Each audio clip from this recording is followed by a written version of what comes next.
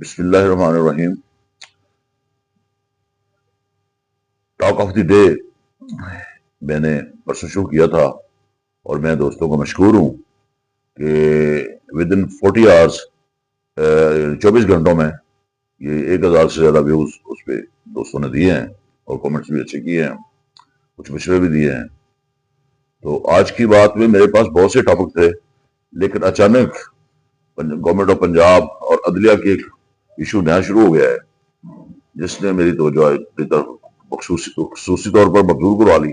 ہوا یہ کہ پنجاب حکومت نے ناجائز قابضین کی واگزاری کا سلسلہ شروع کیا تھا, جس میں جو قبضہ مافیا ناجائز قابضین کا قبضہ اصل مالکان کو ادارہ کے لیے ایک سمری ٹرائل لوکل ایگزیکٹو کے ذریعے اس میں ریونیو افسران اور پٹواری تک شامل کر کے پولیس کی مدد کی ضرورت تھی, اس وہ بھی لے کے تو حقداران کو حق دلانا شروع کیا.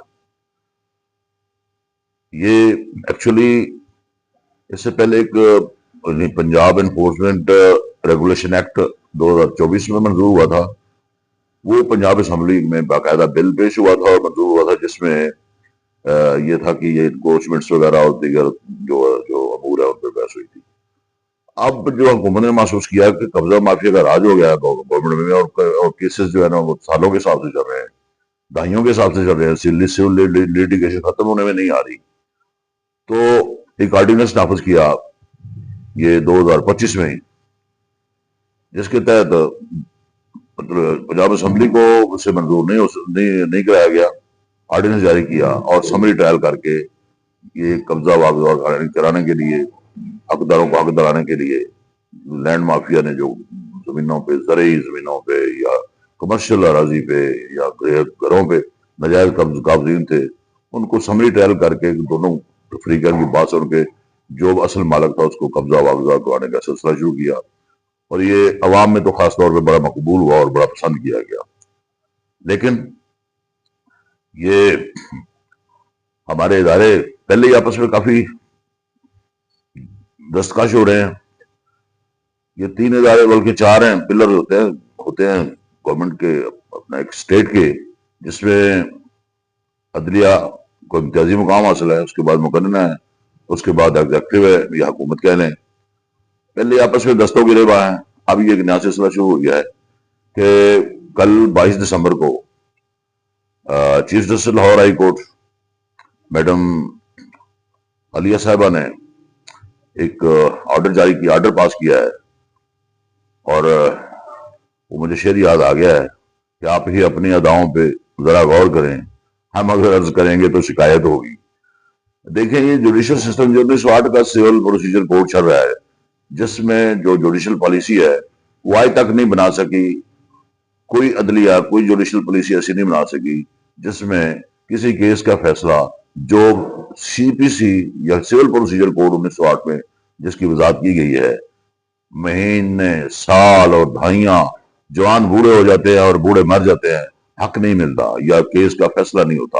اور پھر ڈگری کرانے کے بعد جو ایگزیکیوشن کا صفحہ ہے, اگر کہیں کسی جسٹس کو ضرورت پڑے تو ممکن کہ اس کی ایگزیکیوشن جلدی ہو جائے, لیکن میرے اور آپ جیسے لوگوں کا سول کیس اگر ڈگری ہو بھی جائے تو ایگزیکیوشن جو ہے اجرا, اس میں بہت سی رکاوٹیں ہیں. پھر اس کے بعد appeal, session court, high court, D B, اس کے بعد سپریم کورٹ. بعض دفعہ سپریم کورٹ سے بھی کیس جو ہے نا وہ ریمانڈ ہو جاتے ہیں کہ دوبارہ ٹرائل کریں. بلکہ میں دیکھ رہا ہوں کہ مرڈر کیسز جو کہ بہت ضروری ہے, جن میں سزا جو ہوتی ہے نا, سزا فوری ہونی چاہیے ود ان ڈیز اور منتھس, جس میں لوگوں کو سزا ہوئی ہے ملزمان کو, 2019 اور 20 کی اپیلیں ہائی کورٹ میں آج 2025-26 میں نکل رہی ہیں. کل کو اگر ان میں سے کوئی بندہ بے گناہ ثابت ہوتا ہے تو اس کے جو سال جیل میں گزرے اس کا کیا بنے گا. اس طرح اس سلسلے میں کہ یہ طویل لیٹیگیشن, طویل مقدمہ بازی سے بچنے کے لیے اور عدالتوں کا بوجھ بھی کم کرنے کے لیے حکومت نے ایک اچھا کام شروع کیا. میں ذات خود ایک وکیل ہوتے ہوئے یہ سمجھتا ہوں کہ گو اس میں ہمارے کیسز کم ہوں گے, لیکن کیا فائدہ جب عوام پریشان ہو. تو اب یہ بات عدلیہ کو ہضم نہیں ہوئی کہ ہمارے اختیارات, یہ جوڈیشل افسران کے اختیارات یہ آ گئے ہیں, یہ دے دیے ہیں, ایگزیکٹو کو دے دیے ہیں, اور ڈی سی بیٹھتا ہے 10 منٹ میں, وہ یا گھنٹے میں, یا صبح سے لے کے 10 بجے تک, یا 10 بجے لے کے 2 گھنٹے میں وہ سارا انکوائری کر کے پولیس ساتھ بھیجتا ہے، جاؤ جی قبضہ دے دو. یہ بات انہیں ہضم نہیں ہوئی. دوسری طرف ہم دیکھیں، اگر اس کا تجزیہ کریں تو یہ ساری جتنے بھی لیٹیگیشن، سول لیٹیگیشن ہیں، وہ پیدا بھی ریونیو والوں کی ہوئی ہے، پٹواریوں کی، تحصیلداروں کی، اور اعلیٰ عہدے تک چلے جائیں، بلکہ ممبر بورڈ وہ جو ہیں ان کی پیدا کی ہوئی ہیں. تو اس سارے سلسلے کو ریویو کرنے کے لیے ضروری ہے کہ گورنمنٹ عدلیہ مل کے ایک ایسی جوڈیشل پالیسی بنائے جس میں حقدار کو اس کا حق within days, within months, ایک سال میں مل جائے تو کوئی بات نہیں. ہاں 1905 میں ایک انلیگل ڈسپوزیشن ایکٹ آیا تھا جس میں لوگوں کو ریلیف دینا شروع کیا تھا، لیکن اس کے بعد بھی کھوسا صاحب کی ایک ریفرنس نے، ایک اتھارٹی نے اس کا بیڑا غرق کر دیا، اور آج وہ کوئی لا ان پریویل نہیں ہے، کسی کورٹ میں نہیں ہے. تو عوام کو جب بھی کوئی ریلیف کی بات ہوتی ہے، ادارے اپنی اوقات کی یاد آ جاتی ہے. اب دیکھیں عدلیہ بھی ذرا اپنے گریبان میں منہ ڈال کے دیکھے کہ سول لیٹیگیشن کا کیا حال ہے پورے پنجاب میں، پورے پاکستان میں، کہ کیا کیسے کیسز. مجھے اپنا پتا ہے کہ ایک بندے کا نام ریونیو ریکارڈ میں، وراثت کے انتقال میں غلط لکھا، وہ کلیریکل مسٹیک تھی یا جان بوجھ کے لکھا گیا، اس سے وہ نام ٹھیک کراتے کراتے 1.5 سال ہو گیا ہے. پھر میں وہ اس کا کیس ڈیگر کرا ہے، اب پھر رپورٹس ہو رہی ہیں. تو یہ کوئی ون ونڈو آپریشن کریں ایسا جس میں خود انکوائری کریں اور ود ان ڈیز جو ہے فیصلہ کریں. دنیا کہاں سے کہاں پہنچ گئی ہے، دنیا یہ گلوبل ولیج آپ مانتے ہیں. جب گلوبل ولیج بن گیا تو آپ کے کیس 10-10 سال کیوں کورٹوں میں لٹکے رہتے ہیں؟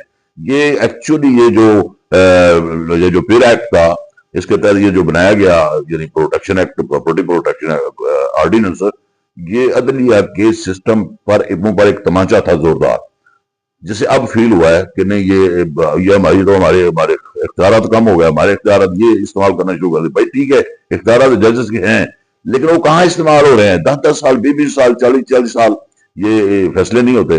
لوگ کیا کریں، کہاں جائیں؟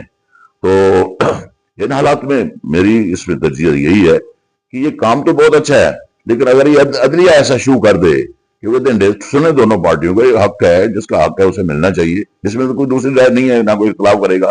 لیکن وہ بعد مرنے کے سلام آیا تو کیا، ایسی باتیں نہیں، اب نہیں چلے گی.